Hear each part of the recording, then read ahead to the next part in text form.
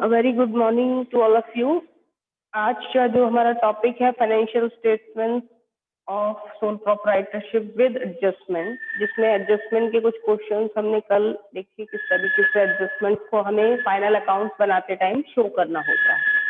उसी से रिलेटेड एक और प्रॉब्लम डिस्कस करेंगे हम। क्वेश्चन नंबर 4 में कुछ नए एडजस्टमेंट्स हैं जिनको आपको देखना है कि कैसे हम फाइनल अकाउंट्स में ट्रेडिंग P&L में या फिर बैलेंस शीट में उनको शो करेंगे। देखिए क्वेश्चन, एक बार क्वेश्चन अपना मैच कर लेंगे। From the following balance trial balance of Shraddha as on 31st March 2020 prepare trading and profit and loss account for the year ended 31st March 2020 and the balance sheet as at that date. Amount of capital question में दिया हुआ है 80,000 rupees. तो एक बार match कर लेंगे सभी अपना क्वेश्चन, और उसके बाद पीछे कुछ एडजस्टमेंट गिवन है जिनको हम एक नजर में देखेंगे ताकि जब हम क्वेश्चन स्टार्ट करें तो वो एडजस्टमेंट इग्नोर ना हो। तो मेन जो हमारा फोकस होता है एडजस्टमेंट को देखना, क्योंकि उनका रिलेशन ट्रेडिंग अकाउंट से भी हो सकता है, balance profit and loss account से भी हो सकता है, और आगे जाके बैलेंस शीट से भी होगा ही। तो सबसे पहले देखिए क्लोजिंग स्टॉक, सभी को पता है एडजस्टमेंट कैसे होने हैं। ट्रेडिंग अकाउंट में क्रेडिट साइड और बैलेंस शीट में एसेट साइड। वेजेस आउटस्टैंडिंग है क्योंकि आउटस्टैंडिंग एक्सपेंसेस है, तो ट्रेडिंग है, वेजेस है तो इसका रिलेशन किससे है, ट्रेडिंग अकाउंट से। तो वेजेस में इनको ऐड कर देंगे और जब हम बैलेंस शीट प्रिपेयर करेंगे तो इन्हें कहाँ शो किया जाएगा, liability side. All the outstanding expenses are the liabilities of a business. हमेशा ध्यान रखें, चाहे उसका नेचर डायरेक्ट हो इनडायरेक्ट हो, लेकिन आउटस्टैंडिंग होनी चाहिए। अगर वो आउटस्टैंडिंग है that means it will be shown in the balance sheet also.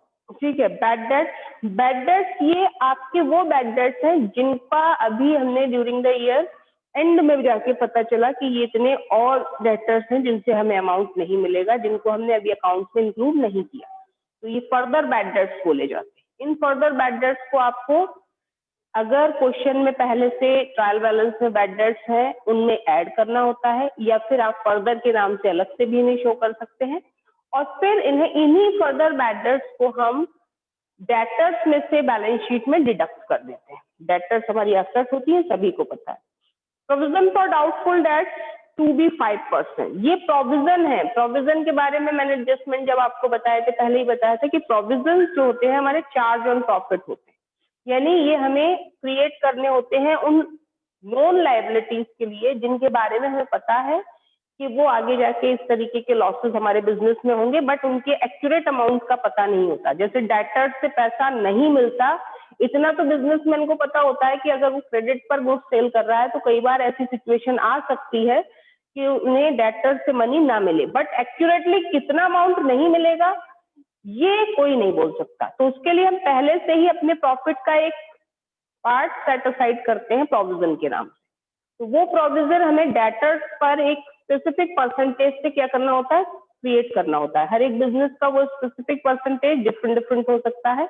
जैसे यहाँ इन्होंने जो प्रोविजन बनाना है वो किस रेट से बनाना है, 5%, यानी उनका मानना है कि हमारे 5% डेटर्स जो हैं वो ड्यूरिंग द ईयर हो सकता है उनसे अमाउंट रिसीव ना हो, तो उनके लिए हम पहले ही अपने प्रॉफिट का एक पार्ट सेट असाइड कर। ठीक है। इसके बाद rent is paid for 11 month. तो आपको ट्रायल बैलेंस में जो रेंट का अमाउंट दिया हुआ है वो 11 मंथ का पेड है, जबकि हमें तो पूरे ईयर का पे करना चाहिए।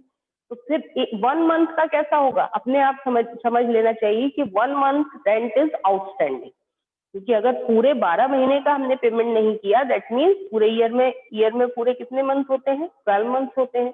अगर हमने 11 मंथ का पे किया है दैट मीन्स 1 मंथ का रेंट हमारा कैसा है, आउटस्टैंडिंग। तो उस आउटस्टैंडिंग रेंट को हम कैलकुलेट करके ऐड करें।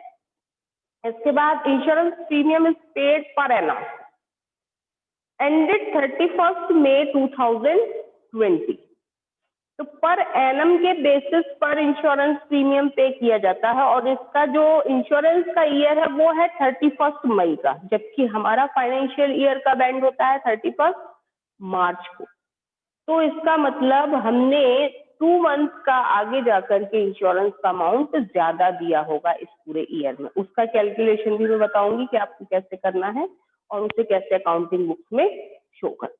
Loan from the bank was taken on 1 अक्टूबर 2019। हमेशा ध्यान रखिए कि जब भी हमें किसी भी लोन के रेट और टाइम के बारे में बताया जाए तो अपने आप आपको बिना क्वेश्चन में बोले वो अमाउंट क्या करने पड़ेंगे, कैलकुलेट करने पड़ेंगे। अगर उन्होंने डेट ऑफ लोन और रेट ऑफ इंटरेस्ट के बारे में कुछ बताया है, दैट मीन्स हमें उसका कैलकुलेशन करना है। अगर वो पे कर दिया होता तो इंटरेस्ट के नाम से ट्रायल बैलेंस में होता, लेकिन क्योंकि उसके बारे में सिर्फ आपको इंफॉर्मेशन है, इंटरेस्ट से रिलेटेड कोई भी इंफॉर्मेशन ट्रायल बैलेंस में नहीं दी, दैट मीन्स कि अभी वो रेंट पे नहीं किया गया, वो आउटस्टैंडिंग है। तो हमें उसे आउटस्टैंडिंग रेंट को भी अपने आउटस्टैंडिंग इंटरेस्ट को भी अपने अकाउंट्स में क्या करना है, शो करना है।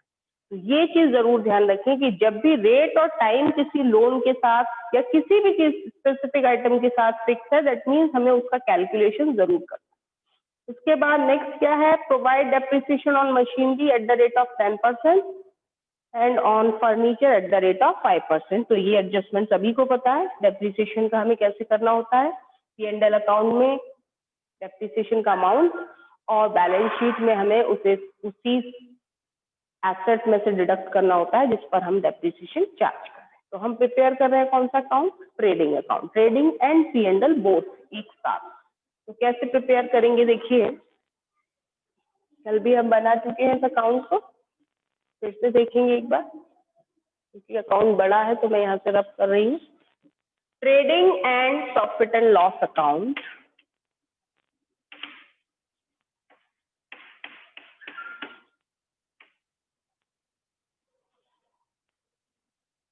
for the year ended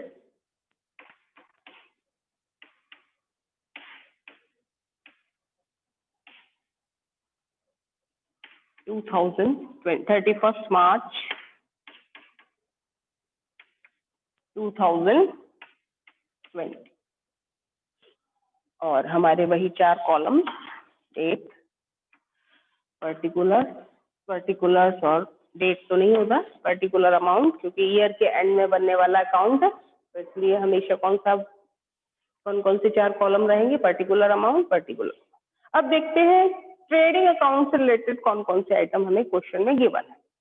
तो सबसे पहले सेल्स का अमाउंट गिवन है 1,55,000। तो बाय सेल्स, क्या क्वेश्चन में सेल्स रिटर्न भी है, एक बार देख लेंगे। रिटर्न आउटवर्ड का अमाउंट गिवन है।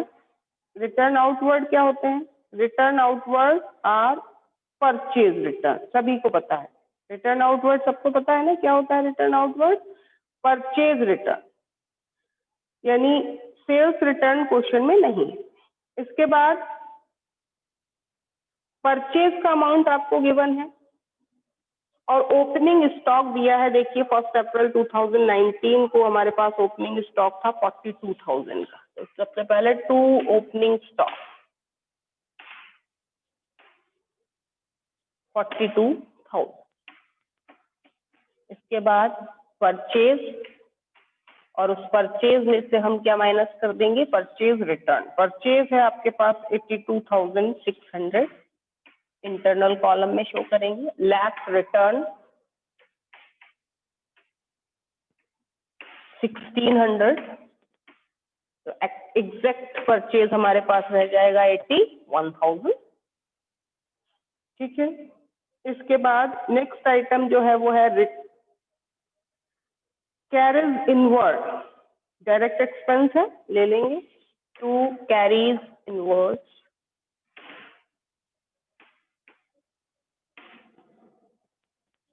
1,200 रुपीज। वेजेस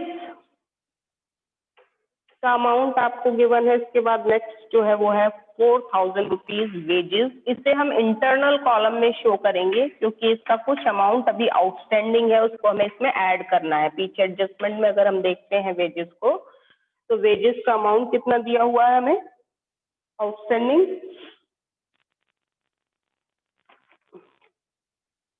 2,400। तो 4000 में 2400 हम ऐड कर देंगे, 6400 हो जाएगा वेजेस। इसके बाद power, power is also a direct expense, ध्यान रखिएगा हमेशा। पावर, फ्यूल, पावर, ये सब हमारे डायरेक्ट एक्सपेंसेस होते हैं। पावर का अमाउंट कितना दिया हुआ है क्वेश्चन में आपको? 86,000।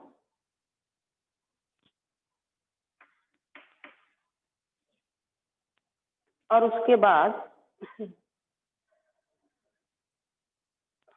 मशीनरी एसेट्स है, फर्नीचर एसेट्स है, एसेट है आपकी, रेंट इंडायरेक्ट एक्सपेंस है, सैलरी इंडायरेक्ट एक्सपेंस है जिसको हम प्रॉफिट एंड लॉस अकाउंट में शो करेंगे, insurance is also indirect expense, 8% bank loan liability है, डेटर्स एसेट्स है, क्रेडिटर लाइबिलिटीज है, कैश इन है, एसेट्स। तो इसका मतलब हमारा ट्रेडिंग अकाउंट से रिलेटेड जितना पोर्शन था वो कंप्लीट है। बस एक चीज और इंक्लूड करनी है हमें, क्या? क्लोजिंग स्टॉक, जो कि हमें पीछे एडजस्टमेंट में गिवन है। क्लोजिंग स्टॉक का अमाउंट दिया हुआ है 64,000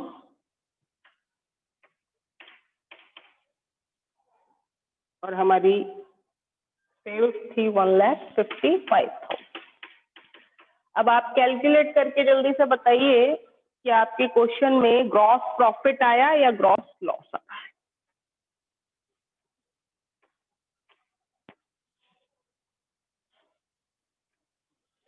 और क्या वो एक्यूरेट है? सारे आइटम आपके सामने, सभी को साफ दिख भी रहे होंगे।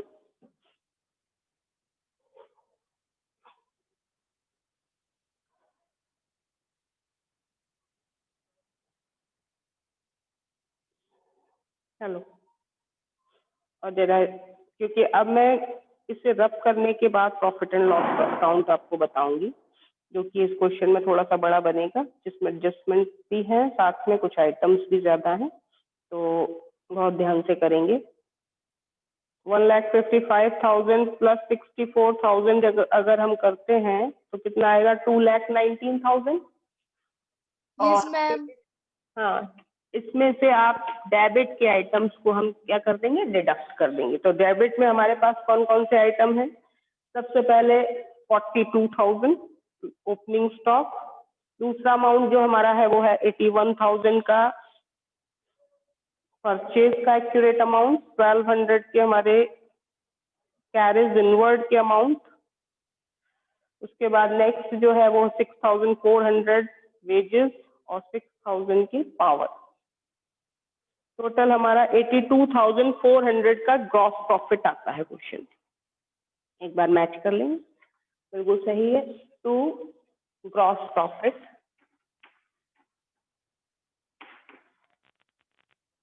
82,400। अब आप लोग इसे अपनी बुक में, अपनी नोटबुक में कंटिन्यू रखेंगे, क्योंकि वहां तो काफी प्लेस रहता है। मैं यहाँ से इसको ट्रेडिंग अकाउंट को क्या कर दूंगी? रब करूंगी और इसी में कंटिन्यू रखूंगी। कौन सा account? Profit and loss account. देखिए हमारा ये ग्रॉस प्रॉफिट आ गया। और अब हम तो नीचे कंटिन्यू नहीं रख सकते क्योंकि यहाँ प्लेस नहीं है, लेकिन आप पी&एल को कंटिन्यू रखिए, ठीक है। और पी&एल अकाउंट में जो सबसे पहला आइटम हमारा जाएगा वो कौन सा अमाउंट जाएगा? Gross profit.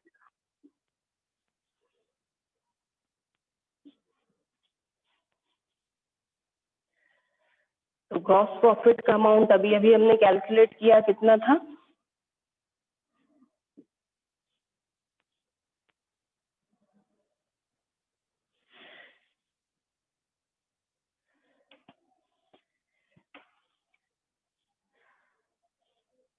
Gross profit amount is by gross profit credit side 82,600। Amount क्या था ग्रॉस प्रॉफिट का? या 400? कैलकुलेट जो अभी हमने किया था, कितना कैलकुलेट किया था ग्रॉस प्रॉफिट का अमाउंट? 82,400। ठीक है। अब आते हैं हम अपने प्रॉफिट एंड लॉस अकाउंट से रिलेटेड आइटम्स पर। तो इन सब में सबसे पहला आइटम जो है हमारे पास वो है रेंट। देखिए, और इसी से रिलेटेड एक एडजस्टमेंट भी हमें बहुत इंपॉर्टेंट दिया हुआ है। रेंट का अमाउंट आपने जो पे किया है ड्यूरिंग द ईयर वो है 22,000, ठीक। लेकिन पीछे आपको एडजस्टमेंट में कहा जा रहा है, एडजस्टमेंट नंबर 5 में, rent is paid for 11 month. That means हमने जो ड्यूरिंग द ईयर रेंट 22,000 पे किया है, it is paid only for 11 month. इसका क्या मतलब हुआ? इसका मतलब हुआ कि अभी 1 मंथ का रेंट हमारा कैसा है, आउटस्टैंडिंग, जिसका अभी हमने पेमेंट नहीं किया। तो वो भी पे करना चाहिए था क्योंकि उसका भी करंट ईयर से रिलेशन था। तो फिर हम उसे कैसे शो करें और कैसे कैलकुलेट करें, क्योंकि उसके अमाउंट के बारे में हमें कोई इंफॉर्मेशन नहीं। तो आप खुद समझिए कि अगर 22,000 रुपीज 11 मंथ का रेंट है, तो 1 मंथ का रेंट कैसे फाइंड आउट करेंगे? तो 1 रेंट यहाँ मैं नोट शो करूंगी, डिवाइड करके। हाँ, वेरी गुड। 1 मंथ रेंट हम कैसे कैलकुलेट करेंगे? 22,000 डिवाइडेड बाय 11, यानी 11 महीने का पे कर चुके हैं तो 11 से ही हम डिवाइड कर देंगे जितने मंथ का पेड है। तो आपका पर मंथ का रेंट कितना आ जाएगा? 2,000, यानी हम हर महीने 2,000 पे करते होंगे, जिसमें से 11 मंथ का हम पे कर चुके। तो अभी 1 मंथ जो हमने पे नहीं किया, that is outstanding, it will be added in this rent amount. तो यहाँ इसको हम क्या कर देंगे? ऐड कर देंगे। किस नाम से? आउटस्टैंडिंग रेंट के नाम से। और अमाउंट क्या होगा? 2,000।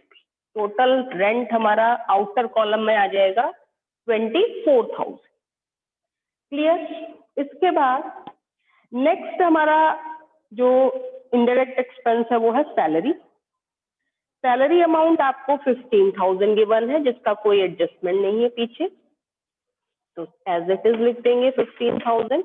ये ध्यान रखना है कि किसी चीज का कोई एडजस्टमेंट छूट ना जाए, ठीक है जी। सैलरी हो गई। अब इसके बाद नेक्स्ट क्या है? नेक्स्ट जो है आपका सैलरी के बाद इंश्योरेंस। इंश्योरेंस से रिलेटेड एक एडजस्टमेंट है, इसे समझना है। इंश्योरेंस का अमाउंट जो हमने ड्यूरिंग द ईयर पे किया है 3,600 रुपीज पे किया है। ये पूरा का पूरा ईयरली बेसिस पर पे किया गया है। आप अगर पीछे एडजस्टमेंट में पढ़ेंगे तो उसमें क्या कहा गया है कि insurance is paid yearly per annum ended 31 मई 2020, और इंश्योरेंस का जो ईयर है वो एंड होता है 31 मई को, यानी हर साल 31 मई तक का इंश्योरेंस हम पे करते हैं। जबकि हमारा ईयर जो होता है वो तो 31 मार्च को ही क्या हो रहा है? क्लोज हो रहा है। हमारा अकाउंटिंग जो ईयर है वो तो 31 मार्च को हम क्लोज कर रहे हैं। दैट मीन्स हमने 2 मंथ का इंश्योरेंस यानी अप्रैल और मई का इंश्योरेंस कैसा दिया है? एडवांस में पे कर दिया है। यहाँ अपने आप हमें लॉजिकली थिंकिंग करनी पड़ती है कि यानी अगर 31 मई तक का इंश्योरेंस प्रीमियम दे चुके हैं हम, इट मीन्स 2 मंथ का जो इंश्योरेंस प्रीमियम है ये हमने प्रीपेड दिया है, यानी जिसका इस ईयर से कोई रिलेशन नहीं है, लेकिन चूंकि हमने 3600 रुपए एक साथ दे दिए और वो कब तक के लिए दे दिए? 31 मई तक के लिए दे दिए, तो वो 2 मंथ का जो इंश्योरेंस अमाउंट है that is prepaid insurance amount. और प्रीपेड हम कैसे कैलकुलेट कैसे करेंगे? पूरे 12 महीने का उनका ईयर अलग है, तो उन्होंने तो 3600 रुपए या 3600 मनी जो अमाउंट है वो पे किया है पूरे 12 मंथ के लिए। और तो हमें 2 मंथ का प्रीपेड इंश्योरेंस इसमें से क्या करना है? अलग करना है। तो कैसे करेंगे? 3600 रुपीज पूरे 12 मंथ का इंश्योरेंस है, तो 2 मंथ का कैसे कैलकुलेट करोगे? पहले तो मंथली कैलकुलेट कर लो, तो 12 से डिवाइड करके करेंगे तो यहाँ पर वर्किंग नोट फिर बन जाएगा। वर्किंग नोट की बड़ी इंपॉर्टेंस है, ध्यान रखना। यहाँ जगह कम है इसलिए मैं नहीं बता रही हूँ अलग, लेकिन आप लोग अपनी कॉपीज में जब ये क्वेश्चन करेंगे तो वर्किंग नोट्स को क्वेश्चन के साथ साइड बाय साइड बना प्रिपेयर करेंगे और उनको एक्यूरेटली शो भी करेंगे। जैसे हम पीछे एग्जांपल में हेल्प देख सकते हैं, हेल्प के लिए देख सकते हैं कि किस तरीके से एक्यूरेटली वर्किंग नोट शो किए जाते हैं। तो इंश्योरेंस, ईयरली इंश्योरेंस कितना है हमारा?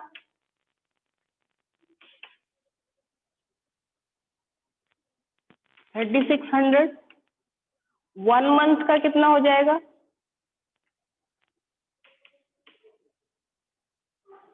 ये तो पूरे 12 मंथ की पीरियड है, तो 3600 डिवाइडेड बाय 12 हो जाएगा, तो 300 रुपीज पर मंथ हो गया। तो 2 महीने का प्रीपेड है ना, तो 2 मंथ प्रीपेड इंश्योरेंस कैसे कैलकुलेट करेंगे? 2 से मल्टीप्लाई कर देंगे, 300 इंटू 2 यानी 600 रुपीज कैसा हो जाएगा हमारा इंश्योरेंस? प्रीपेड के नाम से आ जाएगा। इसमें ऐड करेंगे, सॉरी, प्रीपेड एक्सपेंसेस को हम क्या करते हैं? लेस करते हैं। लेस प्रीपेड, आउटस्टैंडिंग को ऐड करते हैं और प्रीपेड को हम क्या करते हैं? रिलेटेड एक्सपेंस में से माइनस करते हैं। तो क्या वर्ड लिखेंगे? लेस प्रीपेड इंश्योरेंस और अमाउंट 600। टोटल अमाउंट होगा 3000 रुपीज, तो आप आउटर कॉलम में शो करेंगे इंश्योरेंस के नाम। बहुत इंपॉर्टेंट एडजस्टमेंट का क्वेश्चन है ये, ध्यान से करिएगा, क्योंकि इससे रिलेटेड बहुत सारे क्वेश्चन अब आपको मिल सकते हैं। इसके बाद इंश्योरेंस हो गया। अब कौन सा डायरेक्ट इनडायरेक्ट एक्सपेंस हमारे क्वेश्चन में? हमारे क्वेश्चन के सारे इनडायरेक्ट एक्सपेंसेस अब खत्म हो गए हैं। अब है जो नेक्स्ट आइटम है, that is related to bad debts. अब बैड डेट्स दिए हैं आपको एडजस्टमेंट्स में। बैड डेट जब भी एडजस्टमेंट में दिए जाए, हमेशा ध्यान रखना, अगर वो ट्रायल बैलेंस में दिए जाएंगे तो वो सिर्फ P&L अकाउंट में आएंगे, लेकिन अगर वो आपको एडजस्टमेंट में दिए जाएंगे तो उन्हें आप पहले प्रॉफिट एंड लॉस अकाउंट में डेबिट साइड शो करेंगे, फर्दर बैड डेट्स के नाम से। वर्ड भी हम लिख देंगे ताकि हमें पता रहे कि इनका एडजस्टमेंट हमें और बैलेंस शीट में आगे जाके भी करना। तो ये कौन से बैड डेट्स हो गए? फर्दर बैड डेट्स, अमाउंट क्या है इनका? 600। और फिर उसके बाद इन्हें हमें डेटर्स में से भी बैलेंस शीट में क्या करना है? डिडक्ट करना है, ये भी ध्यान रखना।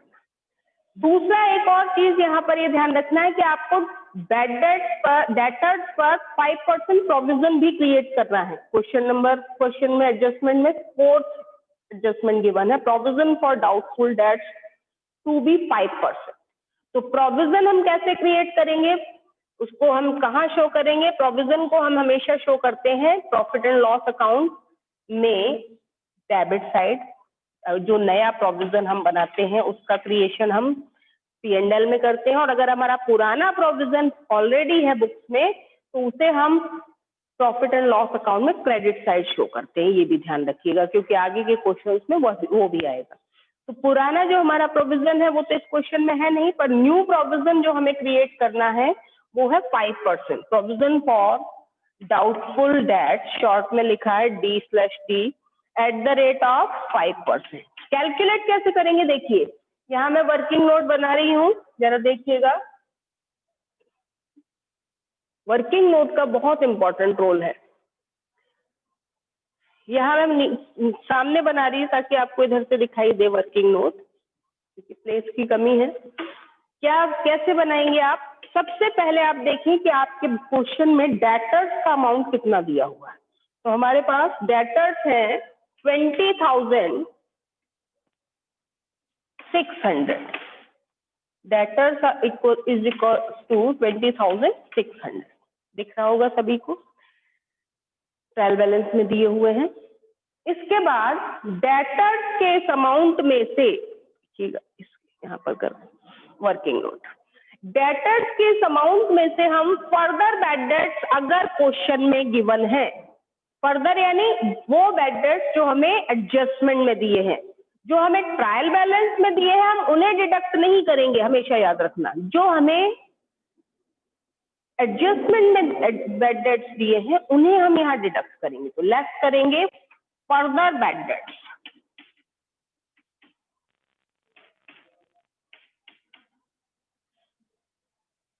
फर्दर बैड डेट्स हमारे कितने थे? 600। अब हमारे रिमेनिंग डेटर्स हो गए पूरे 20,000। इस 20,000 पर हमें किस रेट से प्रोविजन बनाना है? Provision at the rate of 5% of rupees 20,000। आप ध्यान रखिएगा कि हमें 20,600 के डेटर्स में से फर्दर बैड डेट्स को जो बाहर एडजस्टमेंट में गिवन है उन बैड डेट्स को लेस करना है और रिमेनिंग अमाउंट पर 5% की रेट से हमें क्या कैलकुलेट करना है, प्रोविजन। तो 20,000 का 5% कितना हो जाएगा, 20,000 इंटू 5/100। सबको पता है परसेंटेज कैसे कैलकुलेट करते हैं, 1,000 रुपीज, 1,000 रुपीज हमारा अमाउंट ऑफ क्या आ जाएगा, प्रोविजन आ जाएगा। ये वर्किंग नोट भी बहुत इंपॉर्टेंट है, ध्यान रखिएगा। इन 8 मार्कर क्वेश्चंस में वर्किंग नोट के लिए भी मार्क्स होते हैं। तो ये देखिए इस तरीके का वर्किंग नोट हम बना देंगे और इस अमाउंट को 1,000 रुपीज को हम कहाँ शो करेंगे, इस 1,000 रुपीज को हम शो करेंगे प्रोविजन फॉर डाउटफुल डेट, जो मैंने लिख रखा है यहाँ पर। ठीक, अब मैं इस वर्किंग नोट को रब कर रही हूँ, सभी देख लेंगे किस तरीके से इसे बनाना है। ठीक है, इसके बाद आफ्टर दैट क्या करना है हमें, अब आगे के हमारे जितने हैं एडजस्टमेंट उन्हें देख लें। तो क्या अभी कोई और एडजस्टमेंट बचा, बहुत ध्यान से करना होता है फाइनल अकाउंट का क्वेश्चन, ये ध्यान रखना। इसके बाद loan from bank was taken on 1 अक्टूबर 2019। हमने लोन बैंक से लिया था 1 अक्टूबर 2019 में और हमारा ईयर एंड कब हो रहा है, 31 मार्च 2020 को। कितने मंथ तक हमारे पास वो लोन रहा है, अक्टूबर, नवंबर, दिसंबर, जनवरी, फरवरी और मार्च। 6 मंथ का उस लोन पर हमें इंटरेस्ट भी देना चाहिए था। हमें क्वेश्चन में कहीं भी इंटरेस्ट का अमाउंट ट्रायल बैलेंस में गिवन नहीं है। दैट मीन्स इसका मतलब क्या हुआ कि हमने ड्यूरिंग द ईयर कोई भी इंटरेस्ट लोन पर नहीं दिया, यानी देना चाहिए था बट नहीं दिया। 6 मंथ का हमें इंटरेस्ट पे करना चाहिए था but we have not paid the amount of interest on that particular amount of loan. तो हम उसको भी, क्योंकि वो इस ईयर से रिलेटेड है और उसका इस ईयर से कनेक्शन है और उसकी इस ईयर से रिलेटेड सारे एक्सपेंसेस को हम फाइनल अकाउंट में इंक्लूड करते हैं, वेदर दे आर पेड और नॉट। तो आप उस 6 मंथ के इंटरेस्ट का भी कैलकुलेशन करेंगे। आपको देखिए, अगर ध्यान से देखें ट्रायल बैलेंस में, तो बैंक लोन 8% यानी परसेंटेज ऑफ इंटरेस्ट गिवन है उसके साथ, तो आपको कैलकुलेट करने में कोई प्रॉब्लम नहीं होगी। कैसे करेंगे, वर्किंग नोट फिर से हमारा वर्क करेगा। यहाँ पर लोन फ्रॉम बैंक कितना है हमारा, अमाउंट है लोन फ्रॉम बैंक का अमाउंट जो है हमारे पास वो है 25,000 रुपीज का। 25,000 रुपीज के इस लोन पर अमाउंट पर आपको 8% से 6 मंथ का इंटरेस्ट कैलकुलेट करना है। तो कैसे इंटरेस्ट करेंगे, calculate interest on loan is equal to 25,000 into 8, rate जो है 8% है तो 8/100 इंटू 6 मंथ के लिए आपको कैलकुलेट करना है तो 6/12 हो जाएगा। तो कैलकुलेट करेंगे इस अमाउंट को और इस अमाउंट को हम आउटस्टैंडिंग रेंट के नाम से प्रॉफिट एंड लॉस अकाउंट में डेबिट साइड शो करेंगे। अब आप क्वेश्चन ही करो, हो सकता है आप में से किसी को ये डाउट हो कि डेबिट साइड ही क्यों शो करेंगे। तो आपको सबको पता है कि P&L अकाउंट में सारे इनडायरेक्ट एक्सपेंसेस जाते हैं और लोन पर जो इंटरेस्ट होता है वो हमें देना है, तो वो that is also the part of expenses. ठीक है, तो इसे कैलकुलेट कर लेंगे, कितना आएगा, ये अमाउंट आएगा, ये भी 1,000 रुपीज का अमाउंट आएगा। इसे भी हम इंटरेस्ट ऑन लोन के नाम से कहाँ शो कर देंगे, सभी को दिख रहा होगा साफ साफ वर्किंग नोट। और फिर इसे भी हम कहाँ शो करेंगे, इसको भी आप शो करेंगे P&L अकाउंट में, किस नाम से, टू आउटस्टैंडिंग, वर्ड जरूर डाल दे आउटस्टैंडिंग, क्योंकि अभी इसका ट्रीटमेंट हमें बैलेंस शीट में भी करना है। तो आउटस्टैंडिंग इंटरेस्ट ऑन, कहाँ आएगा ये आउटस्टैंडिंग बैलेंस शीट में, liability side, interest on loan, on bank loan, पूरा वर्ड लिख सकते हो आप, बैंक लोन, कितना, 1,000 रुपीज। इसके बाद और कोई एडजस्टमेंट तो नहीं रह गया, हाँ बिल्कुल रह गए हैं। अभी हमें डेप्रिसिएशन चार्ज करने हैं अपनी दो एसेट्स के ऊपर, जिनकी इंफॉर्मेशन हमें एडजस्टमेंट में दी हुई है। किन किन एसेट्स पर हमें डेप्रिसिएशन चार्ज करने हैं और किस रेट से चार्ज करने हैं। डेप्रिसिएशन चार्ज करना है हमें फर्नीचर पर और मशीनरी पर। तो क्या लिखेंगे यहाँ पर, टू डेप्रिसिएशन। देखो कितना बड़ा क्वेश्चन कई बार हो जाता है। At the rate of 10% on machinery, at the rate of 5% on furniture. अब आपको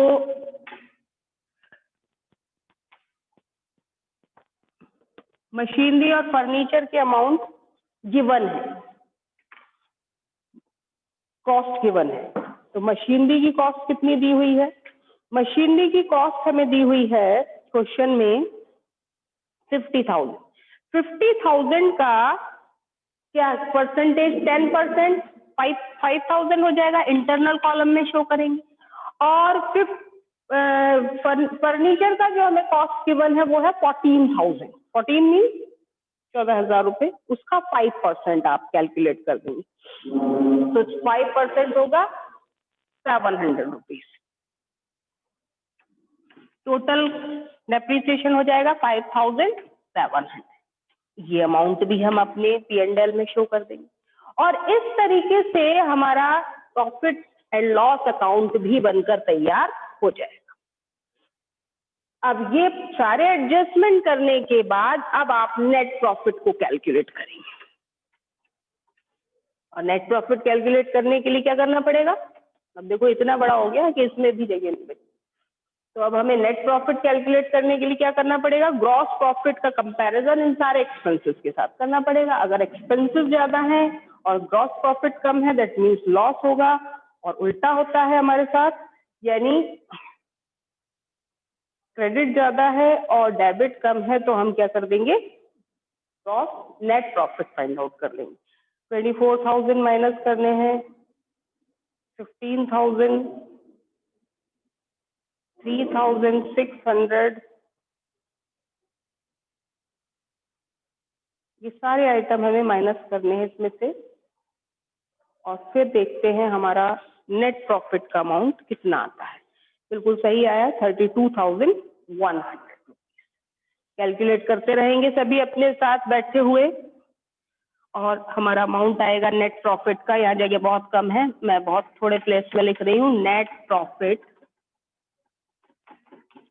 32,100।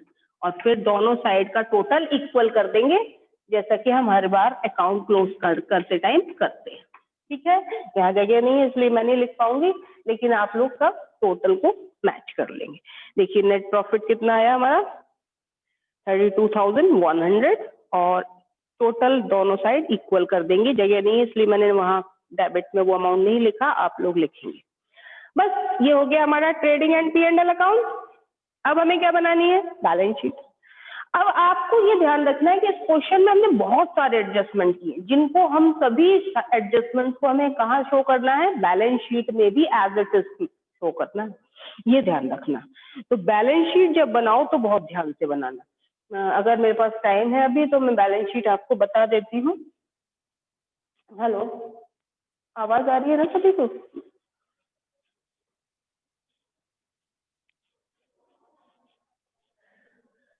भाई सबके लिए अंडरस्टूड है कि बैलेंस शीट में ये एडजस्टमेंट कहाँ जाएंगे, कैसे जाएंगे? पहले भी क्वेश्चन हम कर चुके हैं। सभी क्वेश्चन हम कर चुके हैं, तो कई बार बैलेंस शीट बना भी चुके हैं। तो अब मेरे ख्याल से आप लोग भी हैबिचुअल हो गए होंगे कि बैलेंस शीट में ये आइटम कैसे शो किए जाते हैं। तो आते हैं बैलेंस शीट पर। सबसे पहले बैलेंस शीट में हमारी क्या जाएगी, कैपिटल।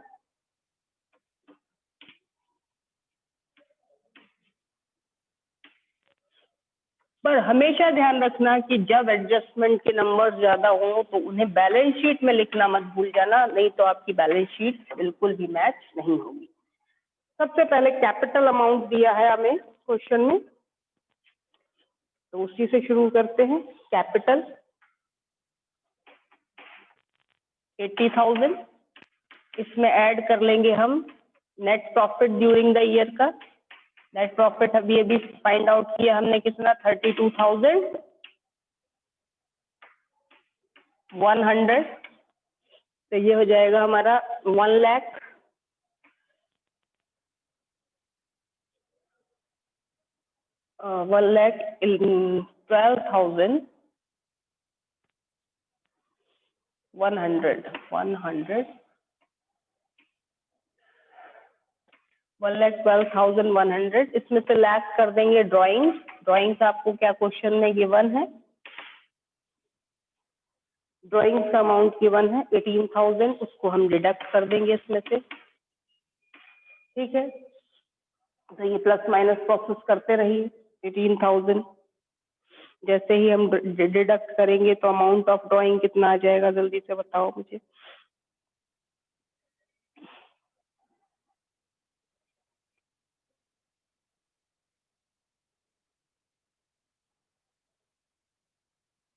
$94,100। इसके बाद नेक्स्ट अब देखते जाएंगे एसेट्स लायबिलिटी कौन कौन सी हमारे क्वेश्चन में। सबसे पहले जो एसेट आ रही है वो है मशीनरी 50,000। इसमें से इसका क्या डिडक्ट कर देंगे, डेप्रीसिएशन। इंटरनल कॉलम में अमाउंट शो करेंगे, less depreciation at the rate of 10%।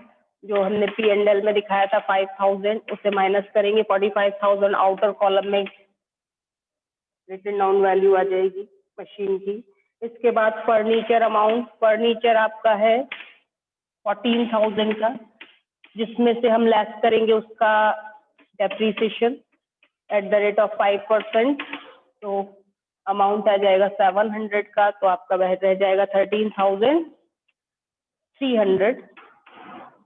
इसके बाद नेक्स्ट एसेट है हमारे पास, एसेट नहीं, अब इसके बाद नेक्स्ट सीक्वेंस में जो आ रहा है 8% बैंक लोन। बैंक लोन हमेशा लाइबिलिटी होती है, तो बैंक लोन का अमाउंट कितना आ जाएगा 25,000 लाइबिलिटी साइड। और इसका जो रेंट था वो भी आउटस्टैंडिंग था, तो उसे भी इसके साथ ही लिख देंगे, ऐड करके भी लिख सकते हैं, अलग से भी लिख सकते हैं। तो outstanding interest, outstanding bank loan interest या इंटरेस्ट ऑन बैंक लोन, कुछ भी वर्ड लिख सकते हैं। इंटरेस्ट ऑन लोन अमाउंट हमने कैलकुलेट करके P&L में कितना शो किया था, वही सेम अमाउंट यहाँ जाएगा 1,000 रुपीज। इसके बाद नेक्स्ट हमारे पास है